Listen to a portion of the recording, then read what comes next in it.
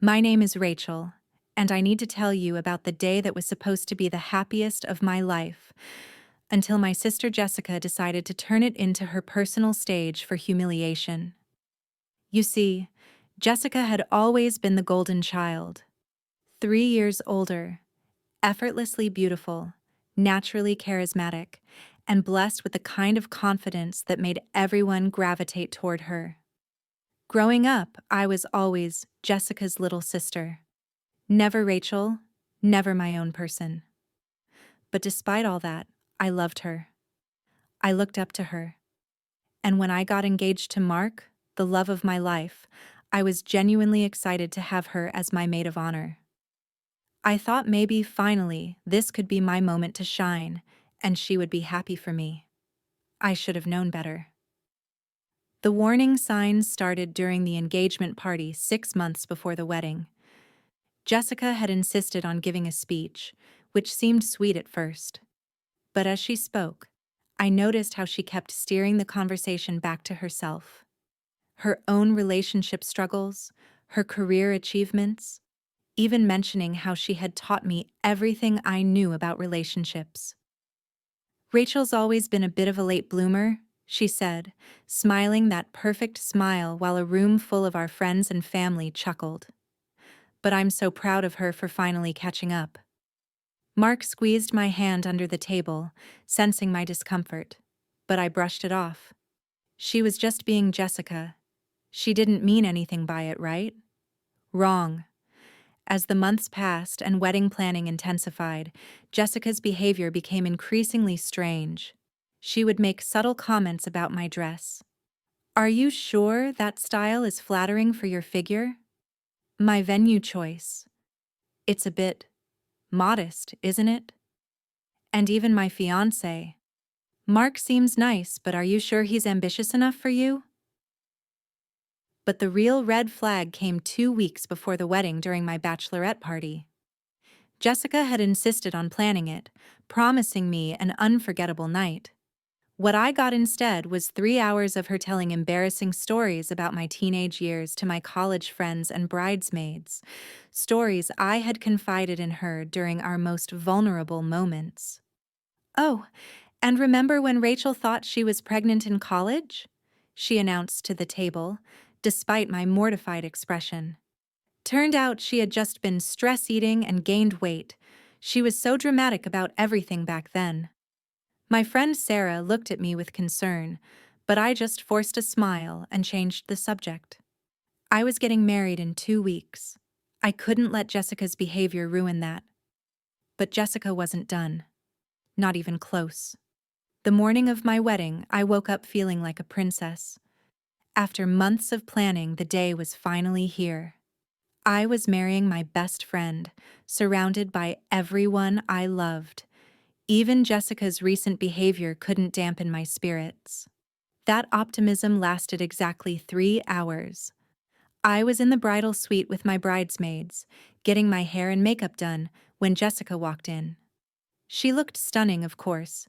She had chosen a dress that was technically appropriate, but somehow managed to be more eye-catching than anything else the wedding party was wearing. "Rachel, honey," she said, her voice dripping with false concern.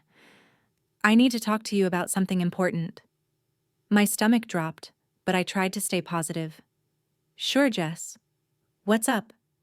She sat down beside me, and I could see the other bridesmaids exchange worried glances in the mirror. "I've been thinking about this for weeks, and I just can't keep it to myself anymore," she began, her voice taking on that serious tone she used when she wanted everyone to pay attention. "I ran into your ex-boyfriend David last month." My blood went cold. David and I had dated seriously for 2 years in college before he cheated on me with my roommate. It had been a devastating betrayal that took me years to get over, and Jessica knew that. "He told me some things about your relationship that I think Mark should know before you get married," she continued, her eyes gleaming with something that definitely wasn't sisterly concern. "Jessica, no," I said firmly, but she was already pulling out her phone. "He showed me some photos and messages that, well, Let's just say they paint a different picture of who you were back then. I think honesty is the foundation of any marriage, don't you? I stared at her in disbelief. She was threatening to show Mark old photos and private messages from a relationship that ended badly 5 years ago, on my wedding day. You wouldn't, I whispered. Her smile was ice cold.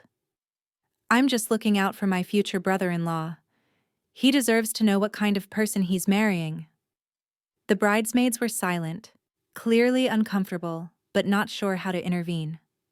I felt tears starting to form, threatening to ruin my makeup. What do you want, Jessica? I asked quietly. I want you to postpone the wedding, she said simply. Tell everyone you need more time to think, that you're not ready. The room went dead silent except for the sound of my heart breaking. You want me to postpone my wedding? Today? With 150 guests already here? I think it's for the best, she said, her voice now taking on a concerned, caring tone that made me sick. You're obviously not mature enough for marriage if you're hiding things from your fiancé. I'm trying to save you from making a huge mistake. That's when it hit me.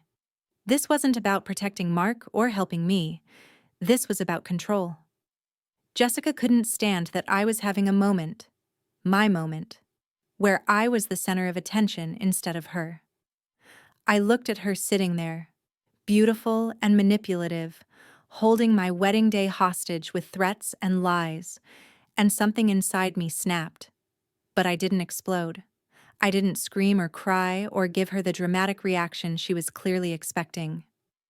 Instead, I smiled. You know what, Jess? You're absolutely right. Honesty is the foundation of marriage. She looked surprised by my calm response. I'm so glad you brought this up, I continued, because it reminds me of something I've been meaning to share with the family. Now she looked confused. What are you talking about? Oh, just a little conversation I had with Mom last month about your husband Brad and his financial situation. I watched the color drain from her face. You see, 3 weeks earlier, my mother had confided in me that Jessica's perfect marriage wasn't so perfect after all. Brad had been gambling away their savings for months. They were behind on their mortgage, and Jessica had been secretly borrowing money from our parents to keep up appearances. The successful, stable life she presented to everyone was completely fabricated. More importantly, I had discovered that Jessica was having an affair with her personal trainer, Marcus. I had seen them together at a hotel downtown when I was meeting a client for lunch. The kiss they shared in the parking lot was definitely not a fitness consultation. I think you should sit down, Jessica, I said gently. Rachel, whatever you think you know. I know about Marcus, I said simply. The phone slipped from her hand and clattered to the floor. I know about the gambling debts. I know about the money you've been borrowing from Mom and Dad. I know about the foreclosure notice Brad thinks you haven't seen. Jessica's perfect composure crumbled before my eyes. Rachel, please. And I know that you're trying to ruin my wedding day because you can't stand that someone else is happy while your own life is falling apart. The bridesmaids were staring in shock, but I felt strangely calm. Here's what's going to happen, I continued. You're going to put your phone away, fix your makeup, and walk down that aisle as my maid of honor with a smile on your face. You're going to stand by my side while I marry the man I love, and you're going to be genuinely happy for me. And if I don't, she whispered, if you don't, I'll make sure everyone at this wedding, including Brad, knows exactly what kind of person you really are. And trust me, Jess, I have receipts. I pulled out my own phone and showed her the photos I had taken of her and Marcus, along with screenshots of the desperate text messages she had sent to our parents begging for money. The choice is yours, I said. We can either have a beautiful wedding where everyone focuses on love and happiness, or we can have a very different kind of memorable day. Jessica stared at me for a long moment, and I could see her calculating her options. Finally, she picked up her phone, deleted whatever she had been planning to show Mark, and forced a smile. "You're right, Rachel. I'm sorry. I was just nervous about losing my little sister. Let's focus on your special day." The rest of the morning passed in tense silence, but Jessica played her part perfectly. She helped me into my dress, fixed my veil, and even managed to look genuinely emotional during our pre-ceremony photos. The ceremony itself was absolutely perfect. Mark looked incredible in his tuxedo, and when I walked down the aisle, the look in his eyes told me everything I needed to know about our future together. Jessica stood beside me, playing the role of supportive sister flawlessly. But I wasn't done. During the reception, as the evening wound down and people were getting ready for the toasts, I made my move. "Ladies and gentlemen," I said, standing up with my champagne glass, "before my husband and I thank everyone for being here tonight, I want to take a moment to talk about family." Jessica looked up at me from the head table, and I saw a flicker of fear in her eyes. "Family is supposed to support each other, love each other, and be honest with each other," I continued, my voice carrying across the reception hall. "Unfortunately, that's not always the case." The room was silent, everyone focused on what they assumed would be a heartwarming speech about love and togetherness. My sister Jessica has always been the golden child in our family. Beautiful, successful, seemingly perfect in every way. And for years, I let that define me. I let myself believe that I was somehow less than her, that I didn't deserve the same happiness or success. Jessica was shaking her head slightly, trying to signal me to stop, but I was just getting started. But today, on my wedding day, I realized something important. The people who truly love you don't try to tear you down to build themselves up. They don't threaten to ruin your happiest moments because they're struggling with their own lives. The guests were starting to look confused, sensing that this wasn't going where they expected. "Jessica, you tried to convince me to postpone my wedding today. You threatened to share private, irrelevant information about my past to try to sabotage my marriage. You did this not out of love or concern, but because you couldn't stand to see me happy while your own life was falling apart." Gasps rippled through the crowd. I could see Brad at table 6 looking confused and hurt. "You see, everyone, Jessica's perfect life isn't so perfect. While she's been presenting herself as the successful, stable sister, she's actually been hiding gambling debts, borrowing money from our parents, and—" I paused, looking directly at her, "having an affair with her personal trainer." The room erupted. Jessica stood up abruptly, her chair falling backward. "Rachel, stop," she pleaded, but her voice was lost in the murmur of shocked conversations. "I have photos, text messages, financial records. Everything that proves what I'm saying is true. And Jessica, you brought this on yourself when you decided to try to destroy my wedding day." Brad was now standing too, his face a mixture of confusion and dawning realization.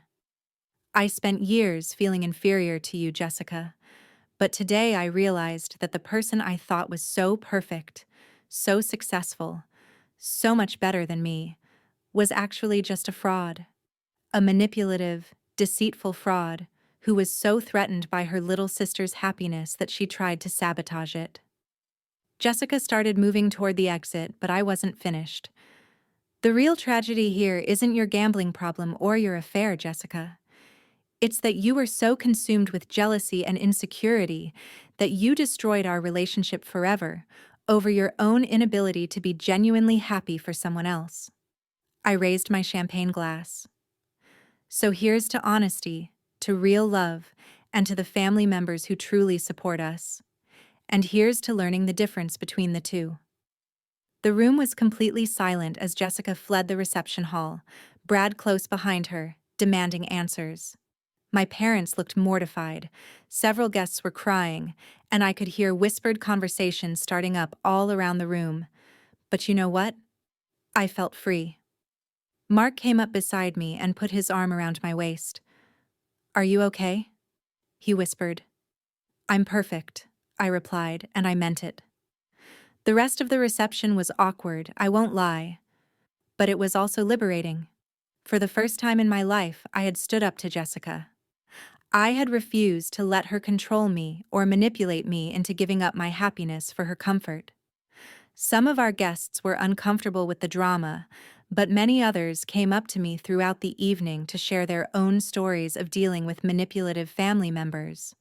I realized I wasn't alone in this experience. The aftermath was exactly what you'd expect. Jessica and Brad divorced within 6 months. The gambling and affair were just the tip of the iceberg of their problems. She moved across the country, ostensibly for a fresh start, but really to escape the social consequences of her actions.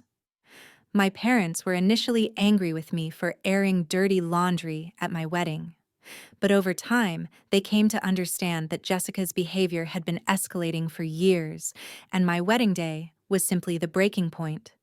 Most importantly, Mark and I started our marriage with complete honesty and transparency. He knew about my past, my family dynamics, and my struggles with self-worth. Instead of being put off by any of it, he admired my strength and my refusal to be manipulated. It's been 2 years since that day, and I can honestly say it was the best decision I ever made. Not just marrying Mark, but finally standing up to Jessica and refusing to let her jealousy and manipulation control my life. I learned that sometimes, the people who are supposed to love you the most are the ones who will try to tear you down when you're succeeding, but I also learned that you don't have to let them. Jessica recently reached out, wanting to reconcile and rebuild our relationship. She sent a long email full of apologies and explanations, talking about her struggles with mental health and asking for forgiveness. I read it, thought about it carefully, and then deleted it.